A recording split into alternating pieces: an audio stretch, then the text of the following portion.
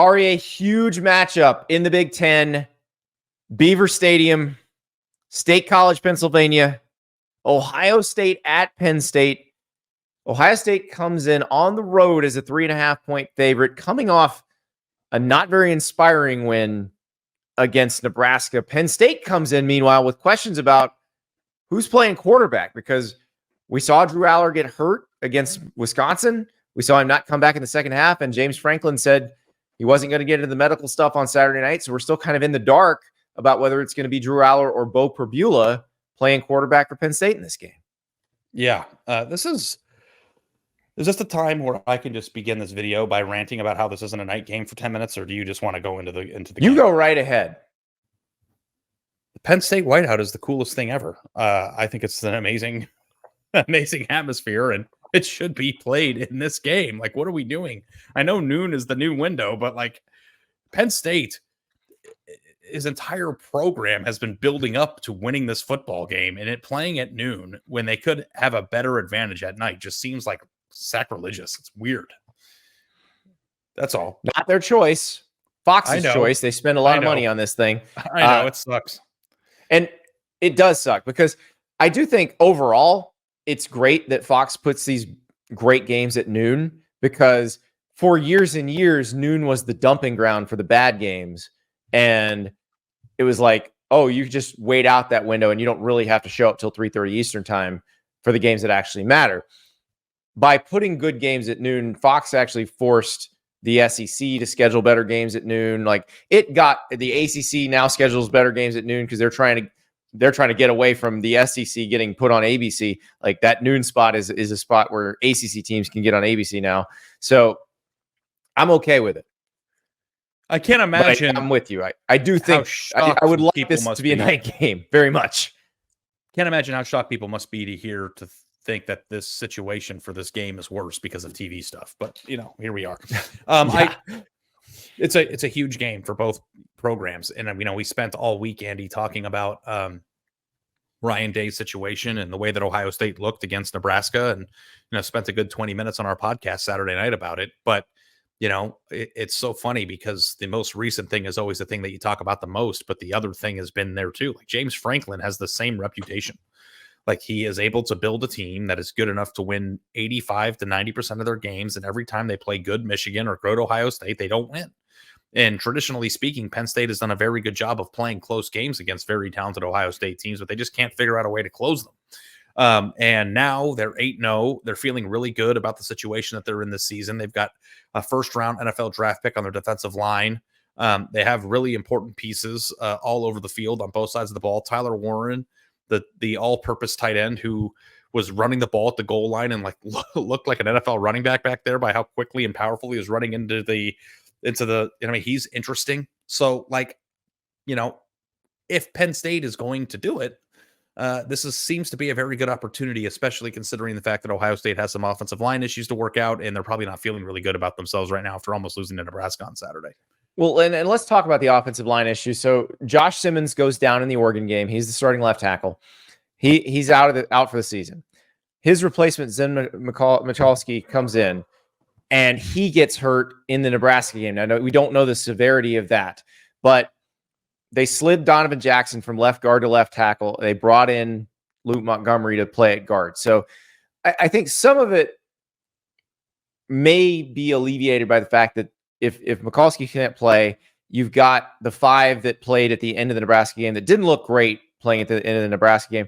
At least they get to practice together in those spots for a week, and that can be very helpful. But I am concerned because I didn't think Ohio State, especially given the fact that they have the best running back tandem in the country in Quinshon Judkins and Travion Henderson, I didn't feel like they ran the ball well at all against Nebraska. Oh, they didn't run the ball at all. They had 4 possessions to start the second half where they didn't get a first down. And 31 carries for 64 yards. Now, Nebraska has probably the best interior defensive line in the Big Ten. Ty Robinson and Nash Hutmaker are animals in there. But Penn State, personnel-wise, stacks up very well and is better on the edges. So if you're worried about running the ball, worry about that. but also now worry about those guys getting to Will Howard off the edge. Do you know how many yards Indiana rushed for against Nebraska? 1 billion. Yeah. Okay. I watched the game. It was approximately 1 billion. And I know, and I'm not trying to discredit what you're saying about, I mean, Nebraska does have very good interior defensive linemen, and that's the reason why they were able to blow out a Colorado team that has been playing very well in the time since.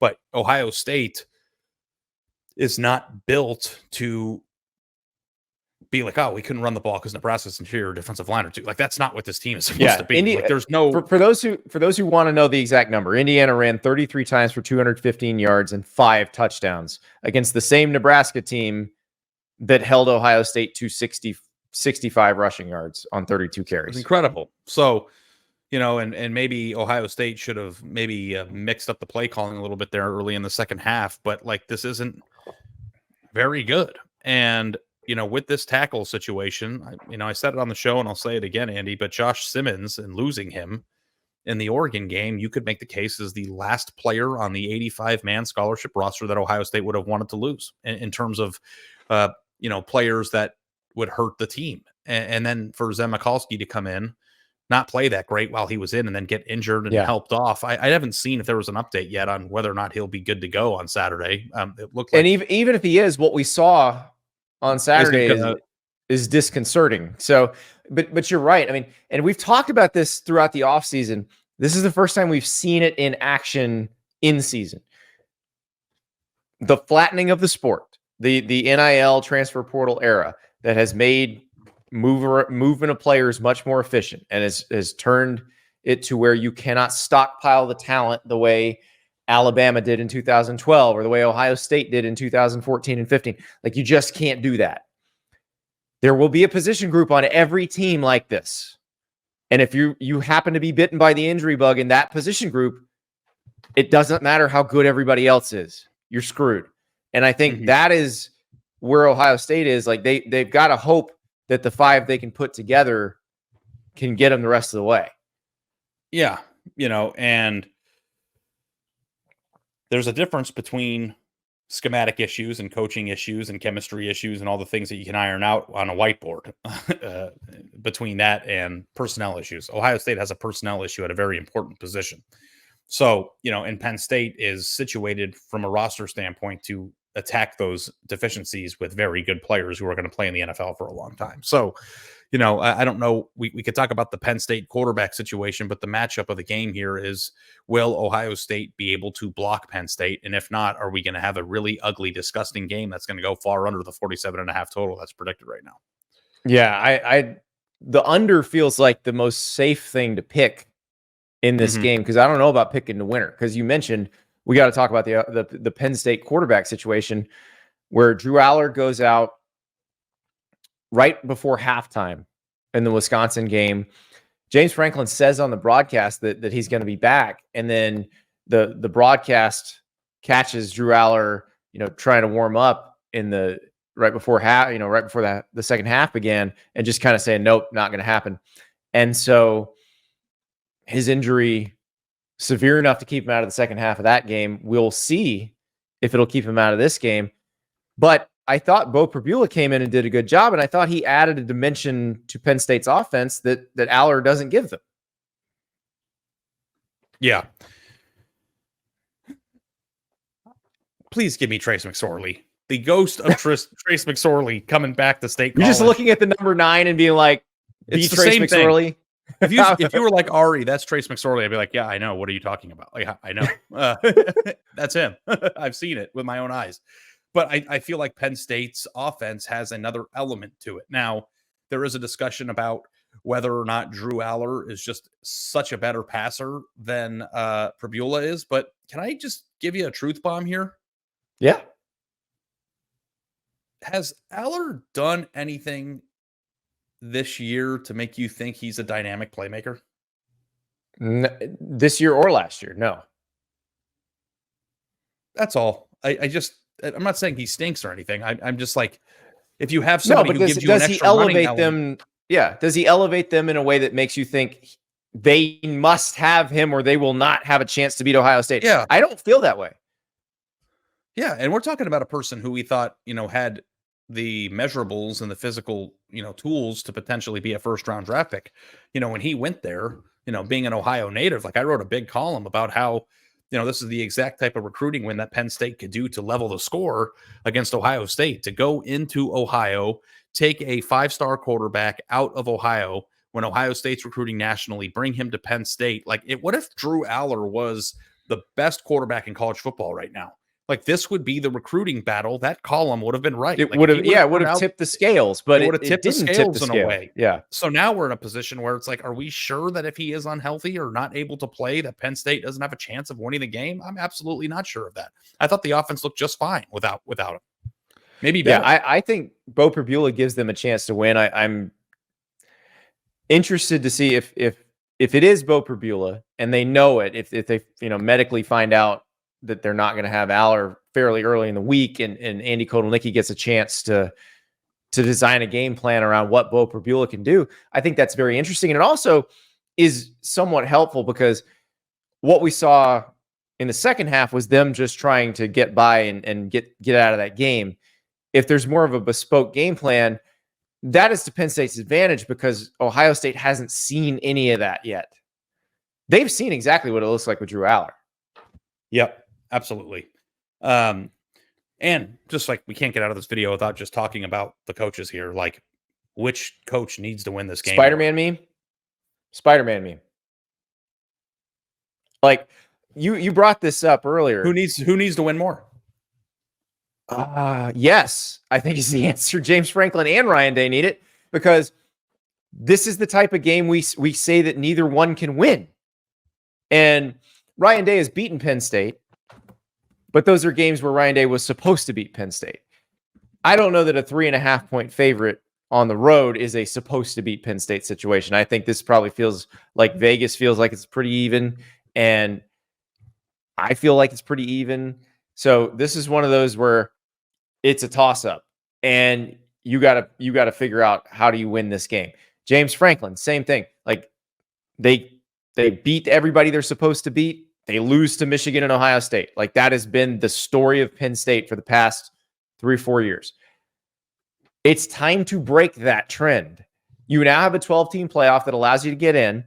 And we talked about this on Saturday night, Ari, but how funny would it be if when they finally get rid of the 14 playoff, have a 12-team playoff that Penn State would have been able to get into all along, and then Penn State winds up winning enough to have gotten into the 14 playoff. Like this would be the year they do that. And never getting the gratification that comes along with doing it, which is the saddest story of all time. It'd be funny, but I don't think it's that sad. I think they'd be perfectly happy if they won this game and ended up playing for the Big Ten title. Everybody would be happy to be successful in the moment, but I'm saying the accomplishment of being a 4 seed in the 14 field is a better accomplishment than making the playoff now. It's not even a debate. It's a fact. Oh, sure. But all that really matters is how do you get in and how do you advance in there? And the thing is, if they can beat a team like Ohio State, then it means they can probably beat a team like whoever you'd play in that 12-team playoff. Whether that's maybe it's a Notre Dame, maybe it's Texas, maybe it's who knows at this point. But that's the part. Yeah, I think they both need it equally bad because, listen, the walls start closing in on Ryan Day if he loses this game. We talk about the Michigan game, but look, Ohio State should beat Michigan this year. If they did lose to Michigan, that's a different story entirely. We're not even going to fathom that right now. But if they lose this game, it's just as bad, I think. Yeah. No, I know. Because you already now are fighting the problem began with Michigan, but now it's spreading. It's metastasizing. I know that word. You know what that means? It's like the spread. Yeah. Yes. Yeah. Yeah. No, he needs it. And the thing that's so funny is that Ryan Day has beaten Penn State, and he hasn't gotten credit for doing it because it hasn't been a quote unquote big game because Penn State's never been good enough to win those games. But I think this year, beating them as a top 5 team should, and like you shouldn't discredit Ohio State for winning that game. I think if they win by 1, he did something that people have been criticizing him for not doing. But like, no, listen, if Ohio State wins by any margin, he gets credit. Like, yeah, it's fine.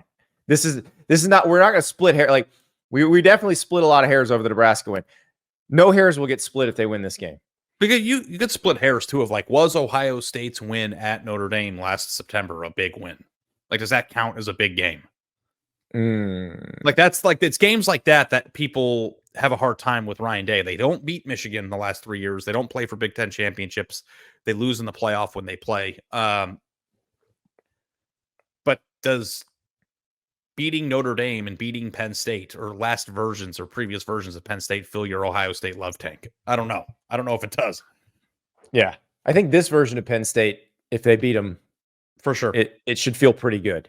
Mm-hmm. And ditto, look, any win against Ohio State, if you're Penn State, you will take, because it's been since 2016. So, but there's a number 9 playing quarterback for Penn State again. Maybe we'll see him, maybe we won't. But this game is going to be very interesting, especially for the Spider-Man meme in the coaching matchup.